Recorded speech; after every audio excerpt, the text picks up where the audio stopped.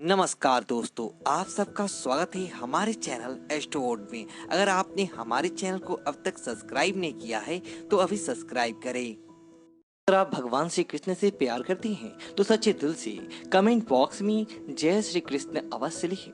दोस्तों, जन्माष्टमी का हिंदू धर्म में विशेष महत्व है। जन्माष्टमी का त्योहार भगवान श्री कृष्ण के जन्म के उत्सव के रूप में मनाया जाता है। भाद्रपद माह की कृष्ण पक्ष के अष्टमी तिथि को जन्माष्टमी का पर्व मनाया जाता है। जन्माष्टमी का पर्व भगवान श्री कृष्ण को समृद्ध है। दोस्तों, जन्माष्टमी के पर्व के दिन भगवान श्री कृष्ण का विशेष रूप से पूजा अर्चना किया जाता है, व्रत आदि रखा जाता है। इस दिन भगवान श्री कृष्ण के बाल स्वरूप का पूजन किया जाता है। घरों में, मंदिरों में भगवान श्री कृष्ण के लिए झूले लगाए जाते हैं और जन्माष्टमी की रात 12 बजे जन्म उत्सव मनाया जाता है। इस पर्व को भक्तजन बड़े ही श्रद्धा के साथ और जोरों शोरों के साथ मनाते हैं। जन्माष्टमी का पर्व भारत ही नहीं अपितु विदेशों में भी बड़े धूमधाम के साथ मनाया जाता है। जन्माष्टमी का पर्व बहुत ही खूबसूरत त्योहार होता है। दोस्तों, जन्माष्टमी के पर्व पर व्रत भी रखा जाता है। इस व्रत को व्रत राज कहा जाता है। माना जाता है कि जन्माष्टमी के दिन भगवान लड्डू गोपाल का पूजन करने से और सच्चे हृदय से व्रत रखने से भगवान लड्डू गोपाल की कृपा से सभी कष्टों और सभी संकटों से छुटकारा मिल जाता है। एक सुंदर पुत्र की प्राप्ति के लिए भगवान कृष्ण का व्रत अवश्य रखें। दोस्तों, जन्माष्टमी 2022 पूजा का शुभ मुहूर्त आइए जानते हैं। जन्माष्टमी तिथि 18 अगस्त 2022 दिन गुरुवार को है। अष्टमी तिथि का आरंभ 18 अगस्त दिन गुरुवार रात्रि 9:21 से है। जन्माष्टमी के दिन राहु काल 18 अगस्त दिन गुरुवार दोपहर 2:06 से 3:42 तक रहेगा। दोस्तों, निश्चित पूजा 18 अगस्त की रात 12:03 से लेकर 12:47 तक रहेगा। इसके अलावा निश्चित पूजा की कुल अवधि 44 मिनट तक होगा और इसका पारण 19 अगस्त को सुबह 5:52 के बाद होगा। अष्टमी तिथि की समाप्ति 19 अगस्त दिन शुक्रवार रात्रि 10:59 पर होगा।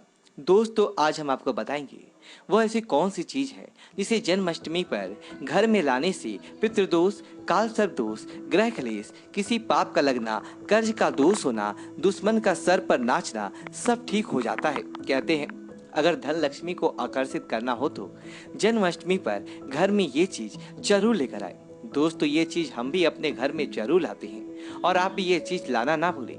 भगवान श्री कृष्ण को इन चीजों से अति प्रेम है। दोस्तों, आगे बढ़ने से पहले अभी तक आपने हमारे चैनल को सब्सक्राइब नहीं किया है तो इस चैनल को सब्सक्राइब करके बेल आइकन जरूर दबाइएगा। दोस्तों, इस विशेष रूप से भगवान लड्डू गोपाल की पूजा रात्रि के समय रात 12 बजे की जाती है। ऐसे में हम जानते हैं ऐसी वह कौन सी चीजें हैं जिस वस्तुओं को जन्माष्टमी आने से पहले अवश्य ही घर में ले आनी चाहिए।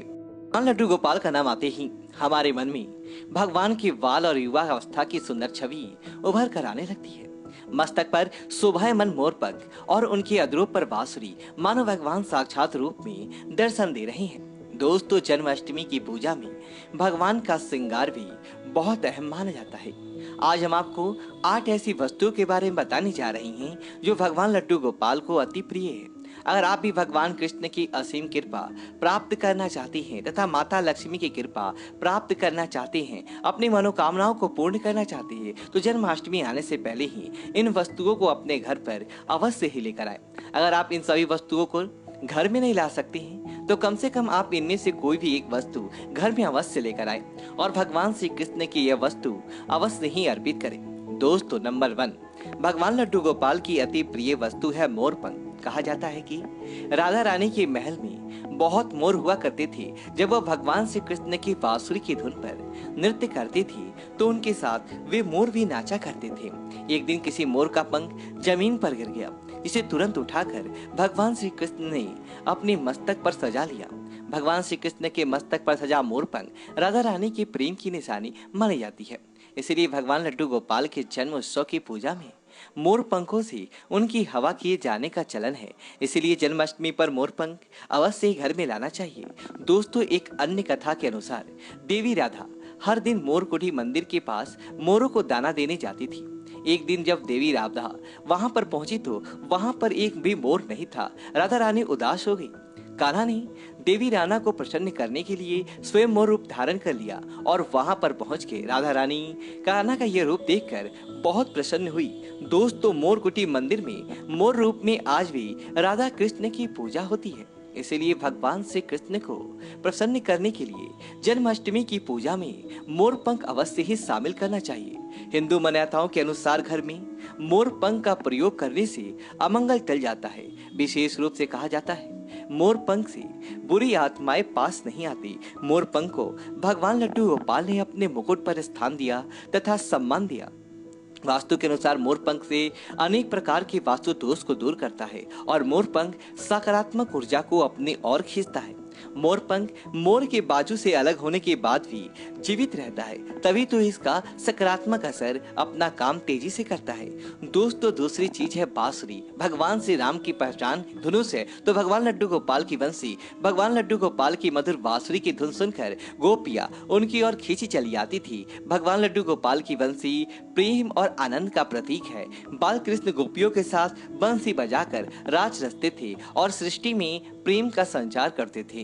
दोस्तों, जन्माष्टमी के दिन भगवान श्री कृष्ण के श्रृंगार की सामग्री में बांसुरी को शामिल करने से गृहस्थी में प्रेम और आनंद आता है। भगवान श्री कृष्ण को बांसुरी अर्पित करने के साथ ही आप अपने घर में बांसुरी को अवश्य हिलाएं।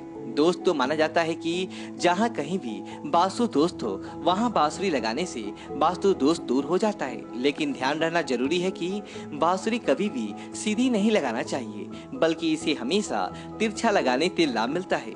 साथ ही बांसुरी का मुख्य हमेशा नीचे रहना चाहिए। इसके अलावा अगर दाम्पत्य जीवन में तनाव या फिर कलापूर्ण वातावरण रहता हो तो सिरहाने में बांसुरी रख के सोने से बहुत अधिक लाभ मिलता है।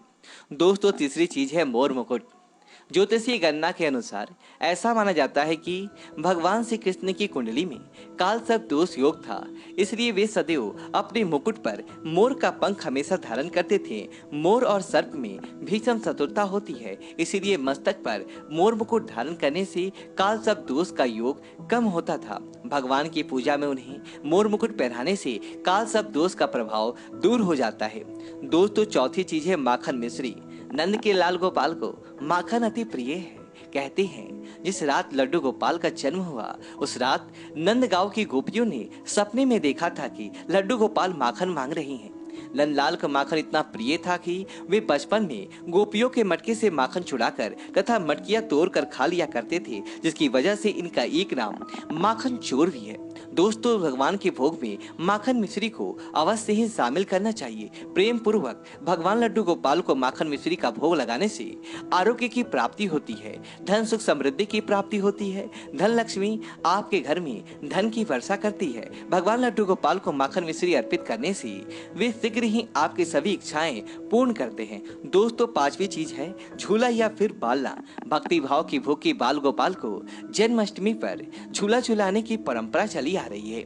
ये ठीक उसी प्रकार से है जैसे बच्चे के जन्म के बाद उसे पालने में झुलाने से आनंद की प्राप्ति होती है, उसी प्रकार भक्तजन अपने प्रभु के बाल स्वरूप को पालने में झुलाकर भक्ति के परम सुख को प्राप्त करते हैं। दोस्तों, भगवान को झूला या पलना भेंट करने से प्रेम और आनंद की प्राप्ति होती है और एक नारी को भगवान लड्डू गोपाल की तरह ही एक सुंदर पुत्र की प्राप्ति होती है, जो कि ऐसा बालक भगवान लड्डू गोपाल की तरह ही मनमोहक होता है, सुंदर होता है, आकर्षण से भरा होता है।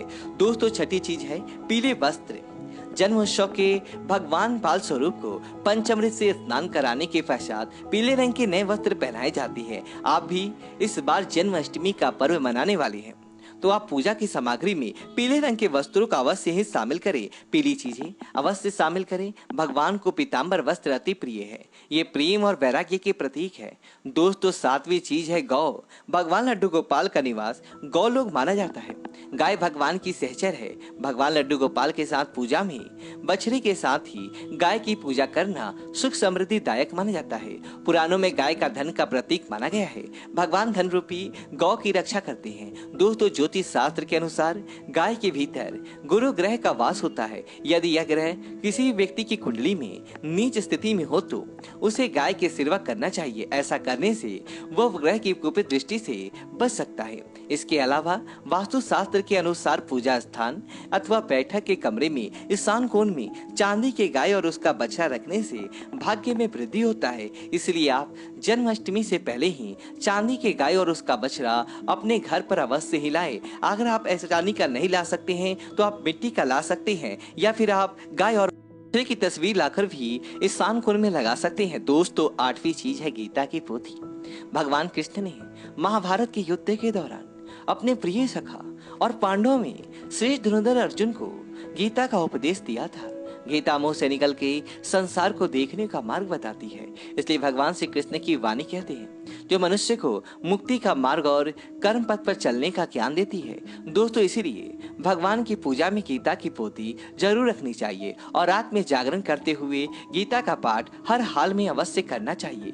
जन्माष्टमी के शुभ अवसर पर भगवान लड्डू गोपाल की असीम कृपा प्राप्त करने के लिए आप जन्माष्टमी से पूर्व ही इन चीजों को अपने घर पर अवश्य ही लेकर आए और इन्हें भगवान की पूजा में शामिल करें। ऐसा करने से आपको भगवान लड्डू गोपाल की असीम कृपा प्राप्त होगी, धन लक्ष्मी की कृपा प्राप्त होगी। वीडियो को लाइक करें और कमेंट बॉक्स में जय श्री कृष्णा लिखें और हमारे चैनल को सब्सक्राइब करें और इस वीडियो को ज्यादा से ज्यादा दोस्तों के साथ शेयर करें। धन्यवाद।